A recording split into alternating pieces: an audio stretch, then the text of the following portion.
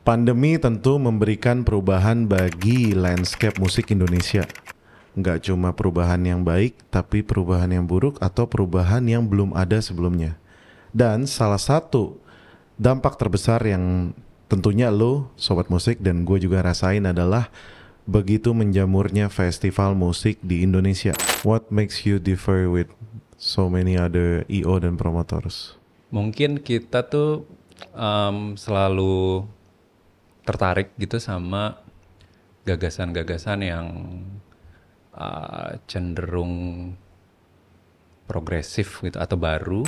Jangankan di Pulau Jawa, Sumatera, Kalimantan, bahkan sampai Papua mungkin ya, muncul banyak sekali festival musik. Dan hari ini kita, Indo Music Talk, sudah kedatangan salah satu senior yang juga sebentar lagi mau menjalankan festival musik. Gua personalnya bisa bilang ini salah satu yang terkeren di Indonesia. Dari Jolen 2012 tuh, waktu itu belum ada komedi tapi udah ada film. Kita juga bikin talks juga. Oh, oke. Jadi memang dari awal DNA-nya udah nggak full musik ya? Nggak full musik. Please welcome Bapak Ferry Dermawan dari Plain Song Live.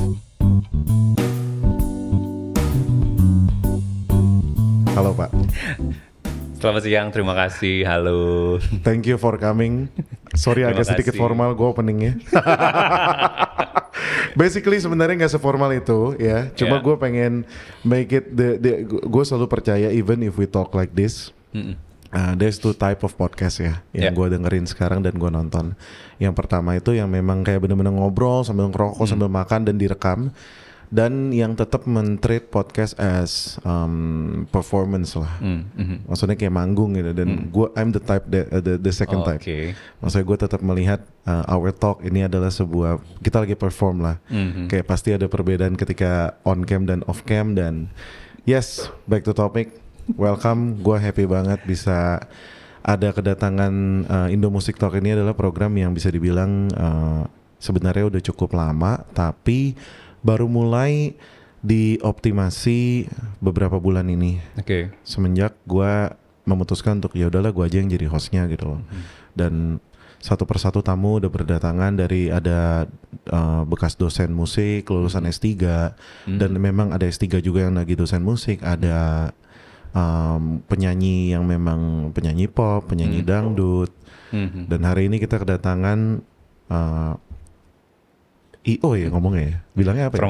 Promotor. Jadi gimana nih? Udah mau berapa hari lagi ya?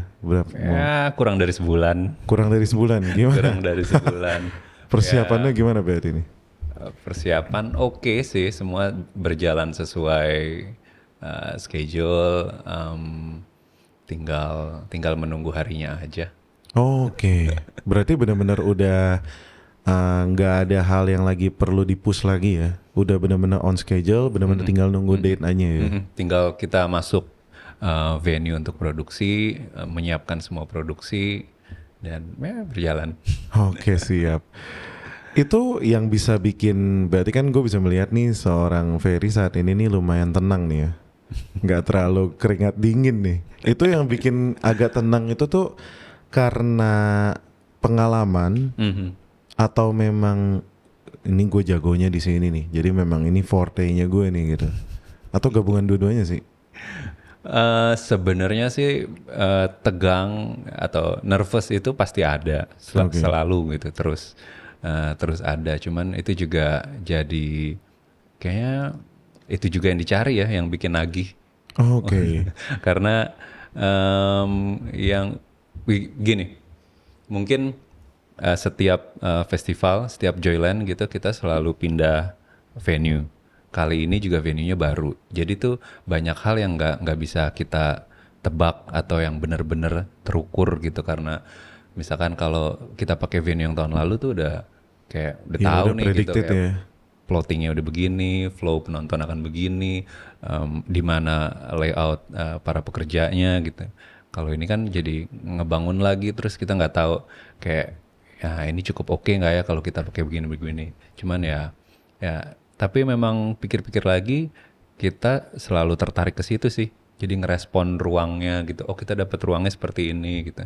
Oke, di sini panggung musik yang utama terus panggung musik yang lebih intim bagiannya di sini gitu. Terus di sini komedi, di sini film gitu. Iya. Kayak gitu-gitu yang bikin kita seneng juga sih. Berarti emang titik ibaratnya titik happy-nya itu ketika mendapatkan kesempatan yang selalu baru dalam eksplorasi ruang ya. Ya, explore sekalian eksperimen juga kadang-kadang. Nyoba Oke. hal-hal yang baru gitu. Dan kayaknya udah menjalankan ini dari 2009 ya. 2009 betul. Iya, di Jakarta Artmosphere. Waktu itu namanya masih G Production. Ya, jadi 2009 coba bikin konser kolaborasi antara musisi hari ini gitu dengan musisi senior gitu atau yang kita anggap legend. Karena idenya adalah waktu itu pokoknya kita suka sama band-band yang punya rilisan baru yang seru-seru gitu. Contohnya waktu itu ada Efek Rumah Kaca, ada Sore, ada White Shoes and the Couples Company gitu. Kus Plus, Brandals dan lain-lain. Cuma kita juga suka waktu itu musik Indonesia lama, musisi Indonesia lama. Terus idenya kalau mereka dipertemukan dalam satu pertunjukan, kira-kira akan seperti apa ya gitu. Terus kita lemparlah ide itu dari ke band-band yang muda dulu gitu. Ternyata mereka juga punya ketertarikan ke sana, misalkan dalam ini waktu gue lagi bikin album ini gue dengerinnya albumnya si ini loh gitu, jadi referensi juga gitu. Terus ya kita eksperimen aja nemuin mereka gitu. Hasilnya apa ya nggak tahu juga gitu. Berarti waktu itu ngurusin ridernya juga sendiri waktu itu? Iya. Wah. Tapi yang menarik tuh justru obrolan-obrolan sebelum mereka masuk ke studio. Jadi proses menemukan mereka untuk ngobrol soal visi bermusiknya gitu, ngebahas album yang ini, album yang itu yang lebih banget. Seru sih. Dan kita sangat menikmati proses itu gitu. Ada beberapa musisi yang lebih seneng ngobrol berkali-kali, masuk studio cuman sekali, terus udah cukup, kita udah siap manggung gitu. Tapi ada juga beberapa musisi yang memperhatikan teknis, latihan di studio berkali-kali, berjam-jam gitu. Bener-bener didetailin gitu, di breakdown penampilannya gitu. Tapi ya mayoritas semuanya lebih banyak ngobrol di luar panggung itu. Oke. Berarti gue penasaran deh. Kalau misalnya proses saat mempertemukan si musisi senior dan junior atau musisi muda dan yang lebih senior gitu ya, itu kan berarti kan ada aspek lintas generasi ya. Ngetemuinnya tuh di mana? Maksudnya coffee shop gitu didudukin bareng atau sampai harus go that far untuk kayak booking private room? Waktu dulu gimana tuh waktu awal-awal? Waktu itu ada yang di coffee shop, ada yang memang nyamper ke rumah musisinya yang senior. Ya ada beberapa yang ngundang ngobrol di rumah aja gitu. Mungkin emang udah tahu obrolannya akan panjang nih. Gitu. Jadi lebih luasa juga gitu. Obrolannya panjang, lebih enak kalau kopi dan pisang gorengnya disediain dari rumah gitu ya. Dan waktu itu milih kurasi. Ini kita bicara festival pasti nggak lepas dari namanya kurasi ya. Itu waktu itu personal selera memang. Milih ERK.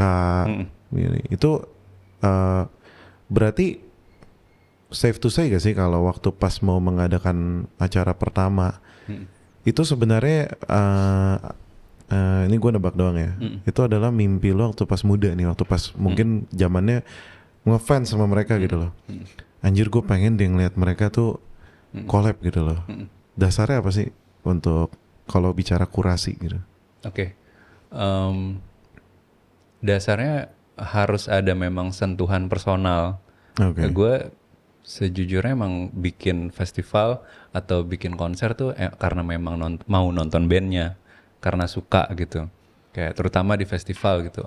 Ngebayangin pingin deh band ini main di festival gue gitu. Harus, dan gue menurut gue itu harus ada. Itu yang jadi karakter atau DNA festivalnya. Oh, oke. Karena ya harusnya begitu kan, festival punya karakternya masing-masing. Oke. Nah itu berarti ngebagi, misalnya kita katakanlah misalnya orang nih mau ada yang mendengarkan ini dan I wanna be like siapapun yang sekarang ini sukses, ya, termasuk lu nih yang di jajaran promotor. Berarti kan jobnya macam-macam nih ya yang harus dilakukan nih, yang ada dari hospitality lah, ngerjain rider lah, nge-list down inilah, terus nge-list down perform, terus mempertemukan mereka, berarti mesti mikirin technical juga. Sebenarnya memang harus menguasai semuanya kah kalau memang mau menjadi promotor? Atau sebenarnya ada yang penting ini nih bro gitu, yang lain bisalah dibantu orang gitu. Yang penting ini yang nggak boleh, ini aspek ini yang nggak boleh orang lain yang ngerjain kalau mau DNA-nya kelihatan gitu. Oke. Kita tuh mulai waktu itu memang belum tahu gitu waktu itu. Untuk urusan teknis bisa nanya ke siapa ya gitu. Beda sama hari ini, ekosistemnya udah terbentuk gitu. Industrinya juga udah jauh lebih maju gitu. Mau nyari vendor yang kayak apa juga ada. Mau skala konser yang stadium aja udah ada beberapa vendor yang bisa jadi rujukan gitu. Waktu itu memang belum ada, cuman dari sekitar yang kita kenal tuh waktu itu orang-orang di teater. Jadi kita bertanya teknis tuh ke sana gitu. Oh iya, teater apa tuh? Teater Koma. Oh wow. Karena Rian mereka Arno. Bukan itunya sih, tapi ada tim produksinya gitu. Memang itu orang tua dari teman baik kita, partner juga waktu itu. Jadi nanya ya soal perpanggungan dan lain-lainnya tuh dari sana gitu. Karena mereka jauh lebih berpengalaman. Apa ya? Sebenarnya yang diperlukan ya hal-hal seperti kalau di kita yang kita tahu itu pertama lebih mengedepankan kenyamanan penonton. Jadi pinginnya tuh penonton pas datang gimana, pas nonton gimana, sama pas pulang tuh apa yang pingin kita kejar dari dia menghadiri si acara itu. Kita selalu balik ke situ sih. Berarti user experience ya. Berarti memang harus ada kayak mau bikin pengalaman, kayak mau bikin theme park mungkin ya, iya kan? Iya. Bedanya ini musik ya. Kalau theme park kan mungkin apa ya, hiburan-hiburan di berbagai wahana gitu. Dan Joyland sendiri udah dari 2012, which is sekarang udah 2023 gitu. Berarti udah melewati 10 tahun ya. Meskipun kalau gue lihat dari data sempat ada gap ya dari 2013 sampai 2019. Nah, kalau tadi kita bilang 2009 pertama kali betul ya bikin event, dan 2012 Joyland. Waktu bikin Joyland di 2012 emang udah, ini pertanyaan yang gue selalu penasaran sama setiap business owner gitu ya. Menurut gue ada dua business owner. Yang pertama yang membangun roadmap, emang visioner mampus lah. Gue memang udah tahu nih, ini usaha gue nih sampai 10 tahun gue begini. Atau pokoknya kita bikin aja lah, kan gue suka gitu. Nah itu karena 2023 nih, safe to say gue pengen nanya, dulu gimana? Emang udah plan sejauh itu kah? Atau nggak nyangka aja tiba-tiba ternyata bertahan juga nih kita nih gitu? Mungkin gue yang lebih yang dua kali ya. Oh iya. Waktu itu ya kita, kalau dipikir-pikir lagi, kita selalu berangkat dari komunitas gitu. Kita juga bisa bilang kalau emang kita awalnya bergerak dari community festival gitu. Karena sebenarnya waktu itu ngebayangin punya festival skala kecil yang main band-band yang kita suka. Isinya juga di luar musik juga sesuatu hal yang masih beririsan dengan musik, dan kita punya interest ke sana gitu. Sekedar ya pengen bikin kumpul-kumpul aja gitu, kayak party di backyard gitu. Cuman ada ribuan orang gitu, pengen sesimpel itu gitu. Dan kayak merasa waktu itu secara platform kayak ada gap gitu antara waktu itu band-band yang kita suka, misalkan dia mainnya di bar atau di klub gitu ya. Terus habis itu cuman ada pensi SMA atau clothing yang bikin festival gitu. Itu kayak Iya pada kayaknya masa itu ya. masa itu gitu kayak pensi, nggak semua pensi bisa gue datengin gitu. Betul. Atau clothing festival kayak bukan satu tipe yang gue suka gitu. Ya mungkin kita bikin festival ala kita aja. Kita juga mulainya dari yang kecil kok, waktu itu 2.500 per hari kapasitas. Harapannya waktu itu ya pelan-pelan kali bisa ngebangun ekosistem yang lebih oke, lebih genah gitu buat band-band gitu, ada ruang alternatif aja untuk mereka main gitu. Core value. Oh, nah ini penasaran nih gue nih. Core value yang mungkin bisa di-share secara publik dari sebuah perusahaan bernama Plainsong berarti apa sih? What makes you differ with so many other EO dan promoters? Mungkin kita tuh selalu tertarik gitu sama gagasan-gagasan yang cenderung progresif gitu atau baru, dan kita selalu ngejadiin ini ladang bermain buat eksperimen juga kali ya. Jadi kita mau coba hal yang ini deh gitu, coba yang ini deh gitu, untuk menantang juga sih, untuk nggak tahu ini akan jalan atau enggak, tapi senang aja ngelakuin itu. Ya itu kebetulan gue udah sempat datang yang di Bali tahun ini ya.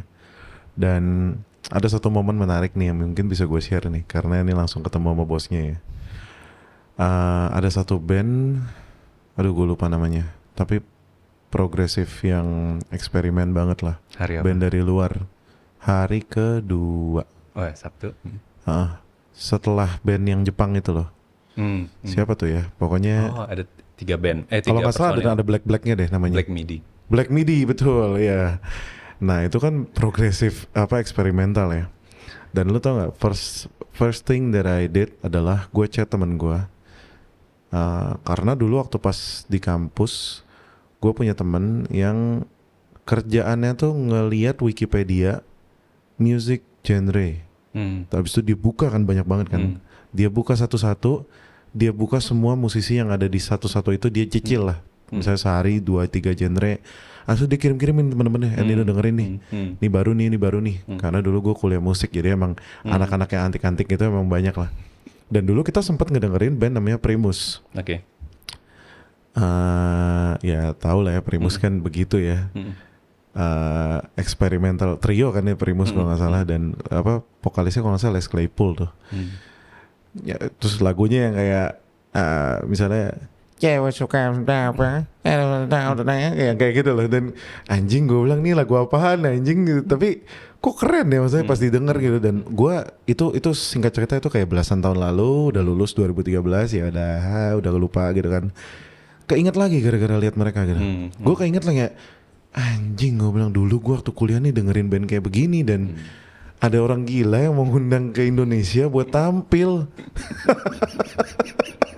Gue aja dulu bilang temen gue, nih kayaknya susah sih, tapi kita sih pengen bilang kita suka ini, gue bilang gitu, karena aneh nih kayaknya nih, gue bilang anjing diundang, maksudnya memang bukan Primus ya, tapi menurut gue itu beda sih, beda. Dan ketika gue denger mereka main yang formnya gue nggak bisa tebak gitu. Biasa kan kalau form song kan abis chorus kemana, gue nggak bisa tebak. Gue cuma akhirnya gue lakuin cuma banyak kejutan ya. Gue ngerekam, terus gue kirim ke dia. Gue bilang nih, lihat nih, festival udah berubah bro. Gue bilang yang kita suka dulu modelan kayak gini ditonton orang, terus gue rekam orang-orang kan, mungkin ya gue nggak tahu karena mungkin udah happy kali ya, udah kebanyakan minum atau apa, pokoknya udah happy ya, gue nggak tahu nih pada emang beneran pada ngefans atau emang pada nge-vibe aja gitu loh.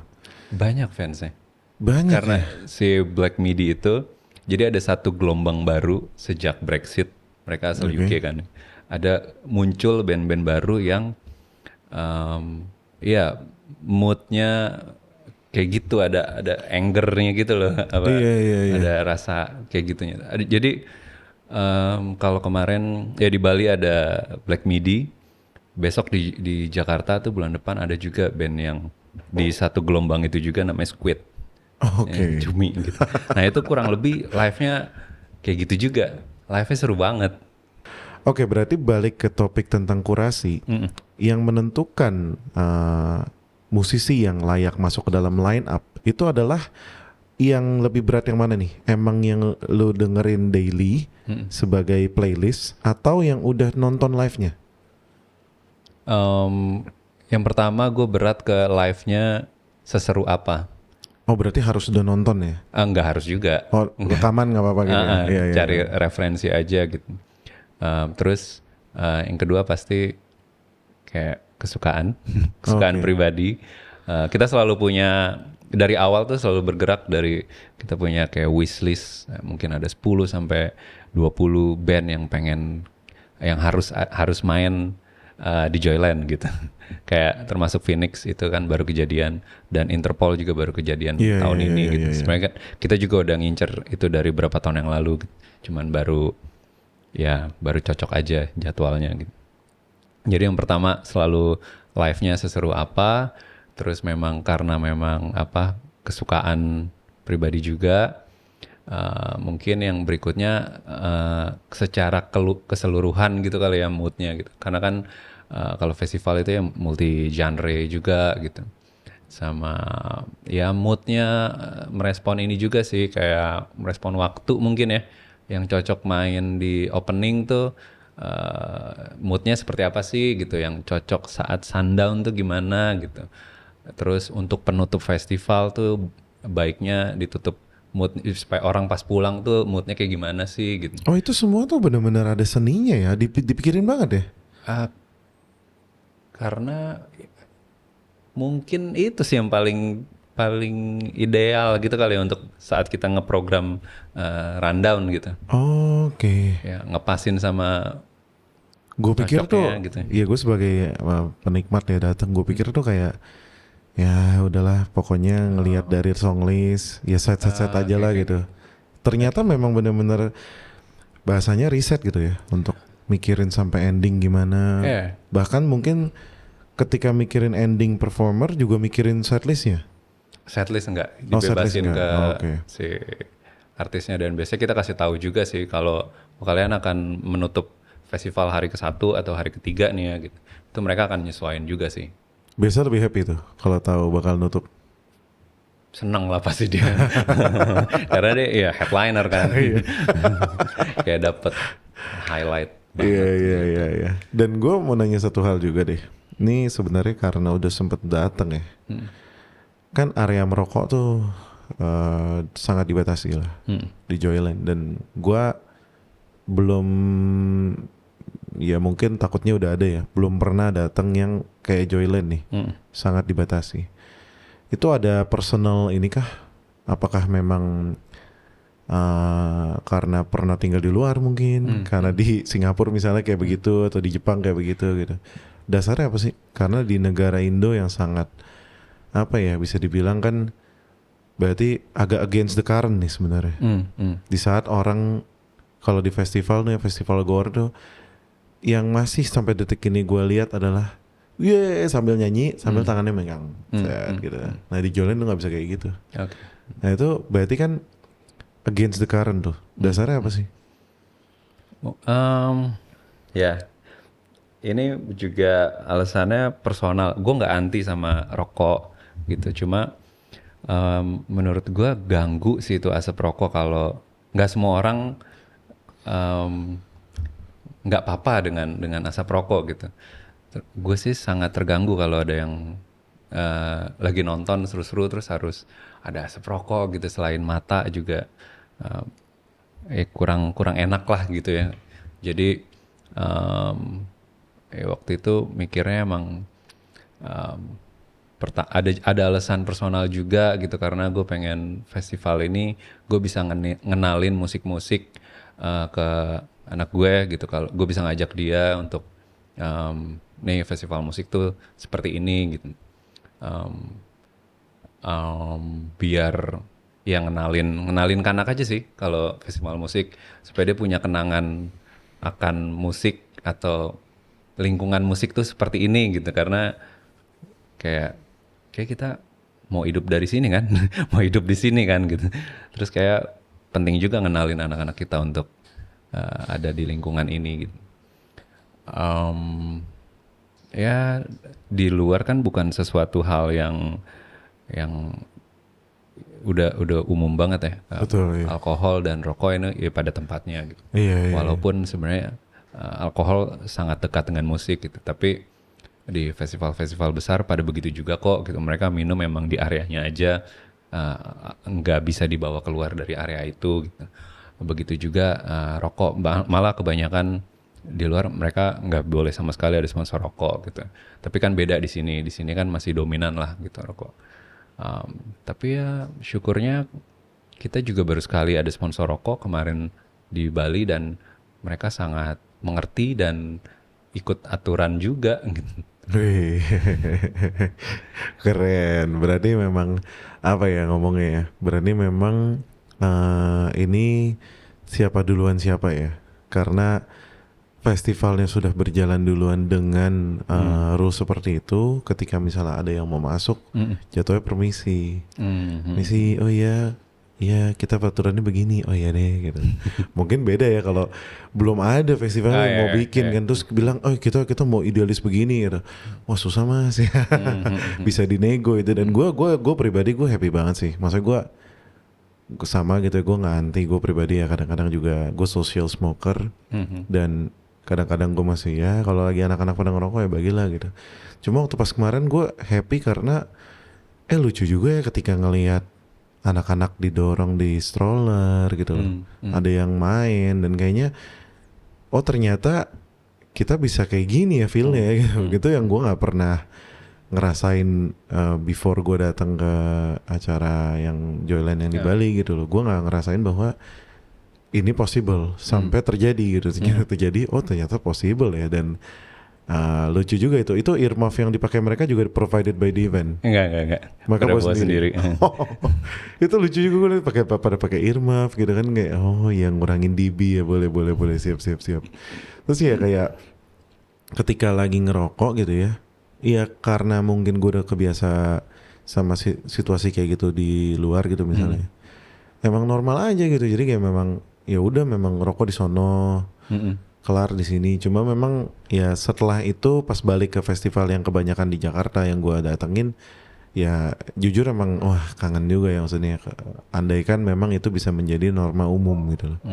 Karena menurut gue itu selama bukan menjadi larangan nggak merokok harusnya bisa tetap fun. Cuma memang ya I'm not the sound of majority lah. Mungkin masih banyak juga orang yang masih tetap pengen sambil ngerokok sambil nikmatin dan memang beda sih. Okay. Karena kebiasaan aja. Iya. Dan ngomong-ngomong Joyland juga nih pasti gue juga penasaran tentang stand up comedy ya. Karena ada gitu.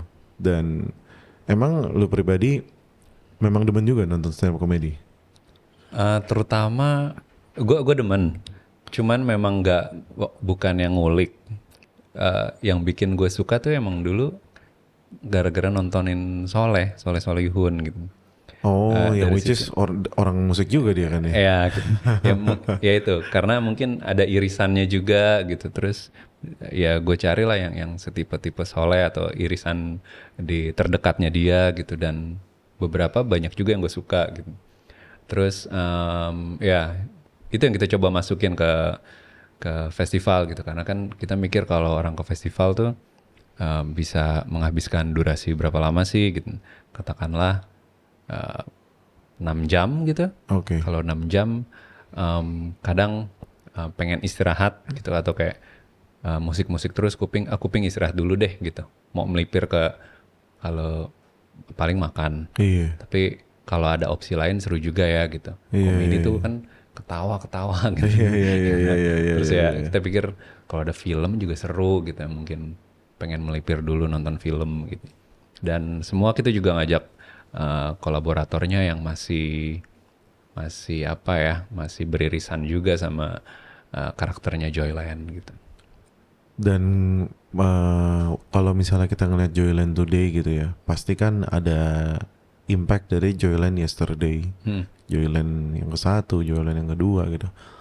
Apakah irisan dari ada lintas sektor nggak cuma yang musik ya, itu udah ada dari dulu? Dari Joyland 2012 tuh waktu itu belum ada komedi tapi udah ada film. Kita juga bikin talks juga sore-sore gitu. Tapi belum ada komedi aja waktu itu. Oh, oke. Jadi memang dari awal DNA-nya udah nggak full musik ya? Nggak full musik. Oke. 2019 baru ada komedi. Berarti ada rencana nggak buat bikin kayak spin-off Joyland? Atau mungkin jangan udah ada nih yang emang pokoknya ini buat yang musik doang gitu. Belakangan kita tuh merasa kita kan bagi si festival ini jadi beberapa area. Area utamanya tetap musik, terus ada area komedi, film, ada juga area activities yang banyak yang sebenarnya programnya dirancang buat keluarga atau anak-anak. Dan ini juga yang kita surprise juga ternyata banyak yang betah di sana. Dan makanya itu keluar testimoni dari penonton-penonton yang bilang dia bawa anak, bawa keluarga. Sebenarnya kan kita nggak pernah ngomongin itu, gitu.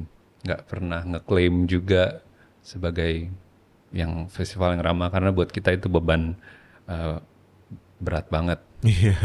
Tapi ketika orang percaya itu, ya makin beban sih. Cuma ya happy juga gitu. Cuma jadi kayak setiap edisi tuh selalu kita tambahin. Kayak besok tuh kita perluas areanya yang sebelumnya selalu indoor, kita tambahin lagi area outdoor, jadi kayak playground juga gitu. Program-program di dalamnya kita tambahin lagi, kita perkaya, jadi supaya dari sore sampai maksimal jam 8 kali anak-anak udah pada ngantuk, itu selalu ada program yang macam-macam di dalam area activities itu gitu. Dan malah kepikiran mungkin suatu saat, Joyland itu kan juga sebenarnya waktu itu kita 2011 itu sebenarnya awal mulanya hanya jadi, waktu itu balik lagi nih 2011 waktu itu Jakarta Atmosphere festival yang acara yang konser kolaborasi itu kita di tenis indoor. Tenis indoor kan kolaborasinya malam, itu menurut kita moodnya tuh kalau nonton itu agak nyimak, serius gitu karena kolaborasi. Nah kita pengennya tuh di depan moodnya ada panggung yang moodnya lebih santai gitu. Kita bikin tuh panggung Joyland namanya. Jadi secara artistik, secara band-band yang main di sana itu lebih fun aja, lebih main-main gitu. Terus ya tahun berikutnya itu jadi satu festival satu sendiri. IP sendiri. Ya. Itu malah Jakarta Atmosphere yang udahan waktu itu 2012 udahan karena kayak udah mentok. Kita artisnya nggak pengen ngulang, terus nggak ada lagi nih yang seru untuk dikulik gitu. Iya. Jadi kayak asikan Joyland kayaknya. Secara bunyi juga lebih gampang diinget Joyland sih. Susah ya. Dan Joyland yang tahun ini bakal diadain di GBK Basketball Stadium Senayan. Baseball. Iya.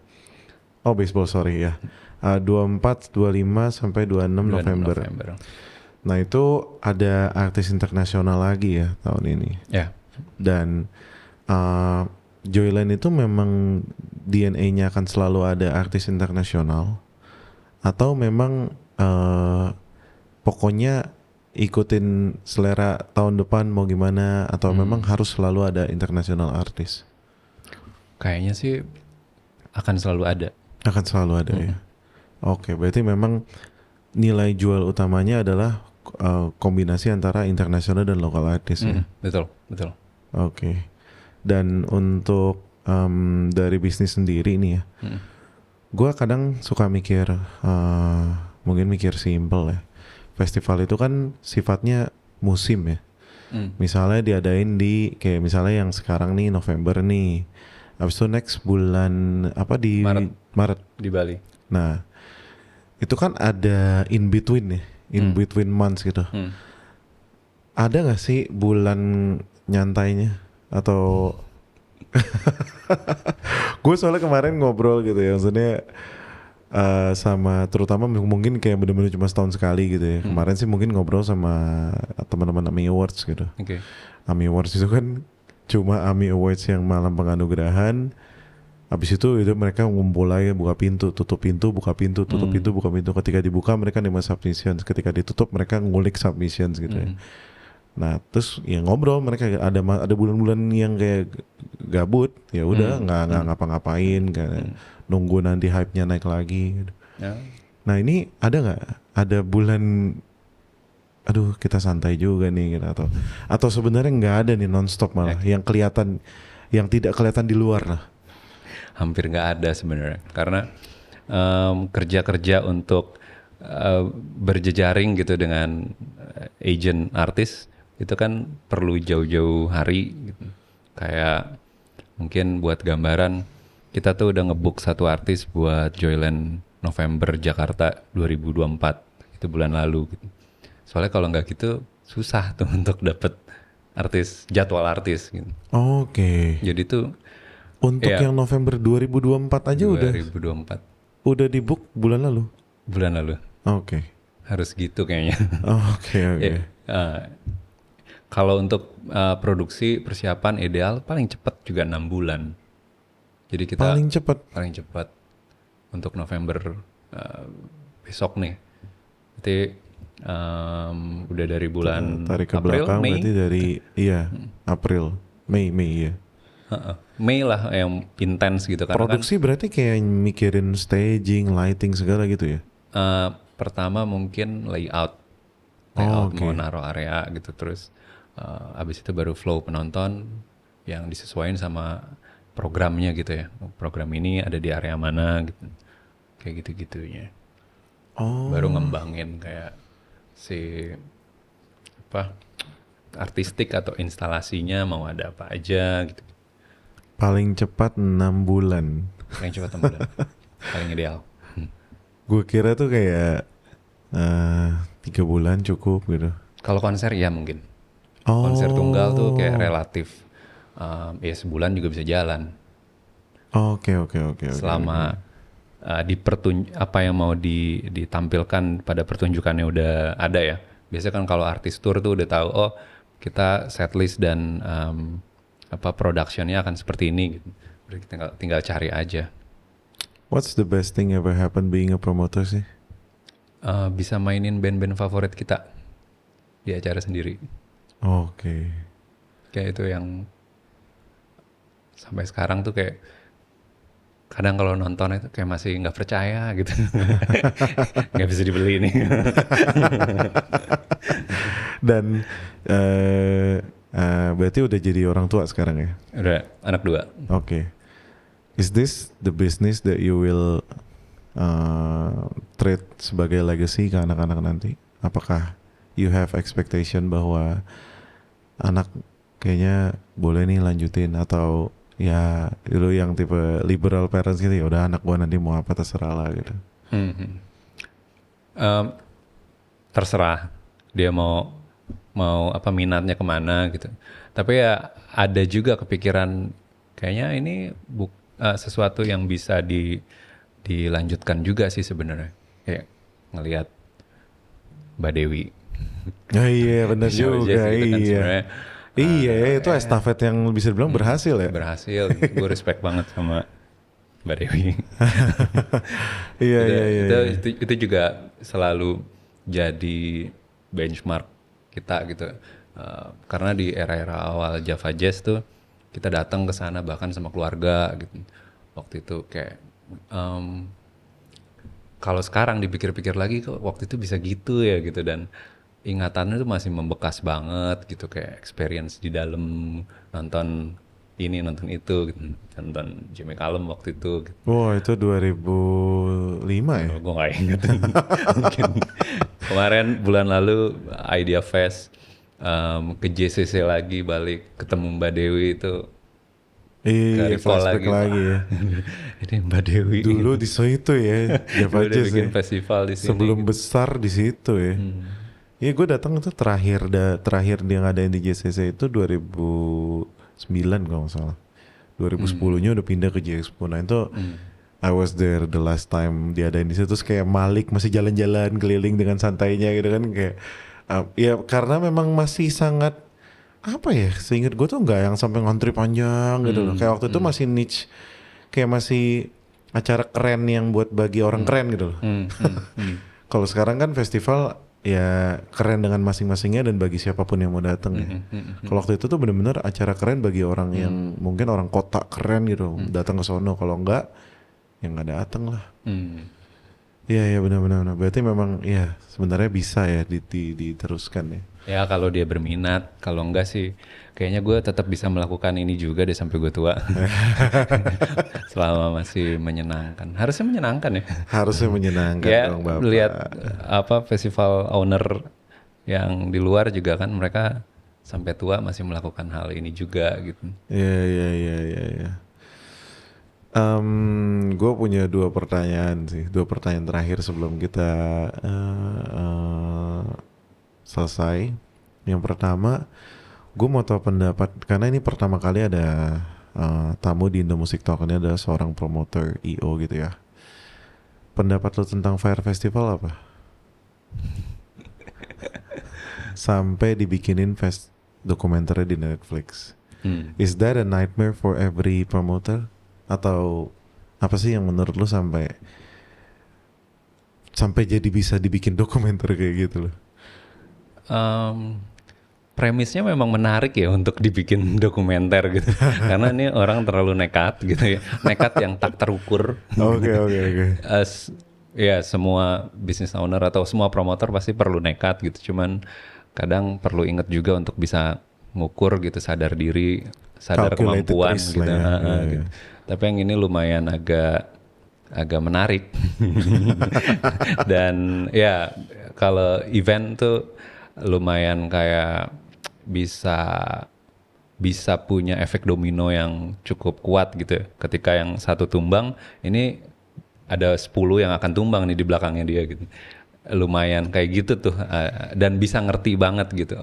Apalagi juga ini mungkin juga ada tantangan tambahan venue-nya gitu yang untuk ngeberangkatin logistik nightmare ya. Aduh, kayak kita biasa bikin di Jakarta, ketika bikin di Bali aja tuh kayak ini kita udah overthinking belum sih? Kita yang berlebihan atau yang ini umum gitu. Kebetulan tim kita juga banyak yang Pisces.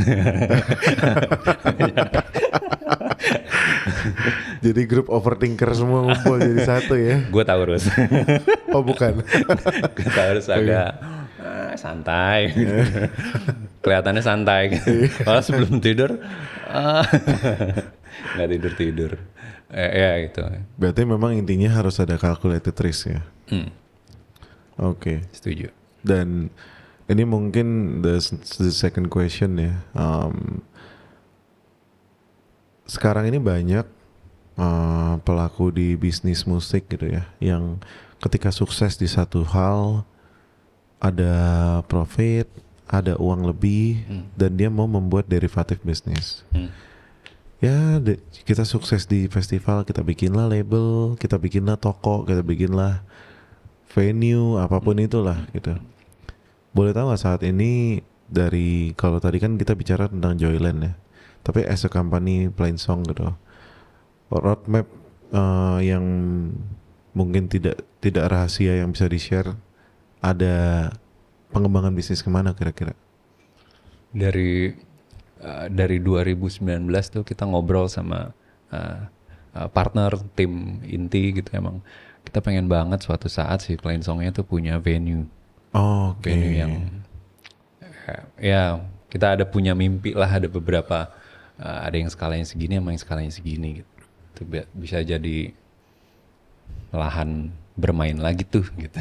Dan mungkin karena ya mungkin ini juga ada beberapa catatan, kayak venue-venue yang saat ini tersedia gitu kadang kurang bisa mengakomodir kebutuhan konser gitu. Ya kadang-kadang kan venue dibangun peruntukannya untuk ini gitu.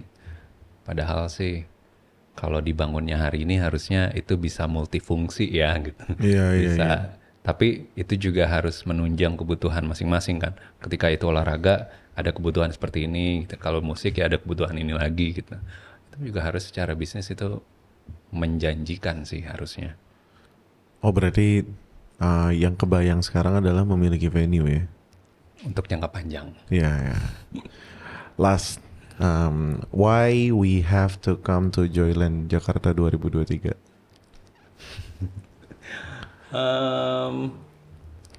Karena ini yang nanti akan kita potong bro buat jadi teaser. Iya. Apa ya?